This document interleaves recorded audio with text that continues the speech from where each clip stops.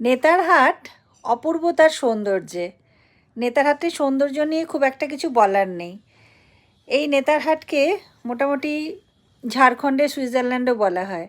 আমরা এই যে বাড়িটা দেখা যাচ্ছে এটাকে বলা হয় স্যালে হাউস। এটা একজন ব্রিটিশ গভর্নর ছিলেন তখন বিহার উড়িষ্যার, তার নাম ছিল এডওয়ার্ড অ্যালবার্ট গেট।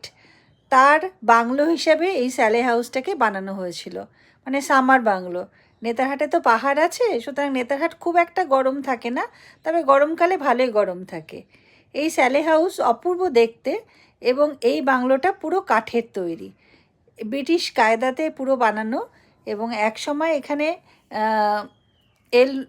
মানে এডওয়ার্ড থাকতেন, এবং পরে এটাকে মোটামুটি মিটিং হাউস হিসেবে করা হয়েছিল যখন ভিলেজ চিফদের সঙ্গে তিনি এখানে দেখা করতেন। এবং বাগানটা ভীষণ সুন্দর করে সাজানো, যদিও এখানে এখন আদিবাসীদের সমস্ত মূর্তি দিয়ে সাজানো হয়েছে, দেখে সুন্দর লাগলো।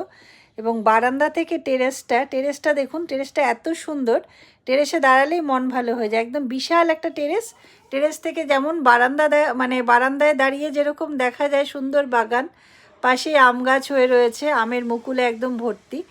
আর বিদেশি কায়দায় সাজানো বাংলো, ফায়ারপ্লেস রয়েছে।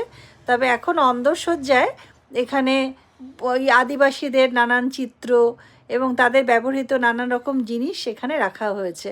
এগুলো দেখতে বেশ ভালোই লাগে, এবং অনেক সুন্দর সুন্দর ছবি দিয়ে এটাকে সাজানো হয়েছে, এবং তাদের মাছ ধরার জিনিসপত্র।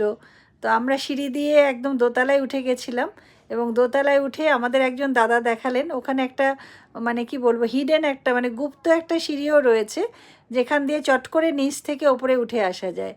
এছাড়া এখানে রয়েছে আগেকার মানুষদের ব্যবহার করার পাথরের নানা রকমের জিনিস, তাতে পাথরের শিলনোড়া, পাথরের জাতা, কলসি এবং নানা রকম জিনিস, উনুন, হ্যাঁ, উনুনে কীরকমভাবে আগুন জ্বালানো হতো, এবং ওদের মাছ ধরার জিনিস।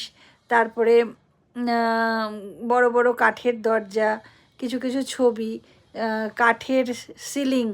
আগেই বলেছি যে পুরোটাই কাঠের, যার জন্য এই কাঠের এত বড় একটা সুন্দর বাংলো, এটা কিন্তু নেতারহাটের একটা কি বলবো অন্যতম আকর্ষণ। সেই জন্য নেতারহাটে এলে এই স্যালে হাউস অবশ্যই দেখবেন, এটা কিন্তু মিস করবেন না।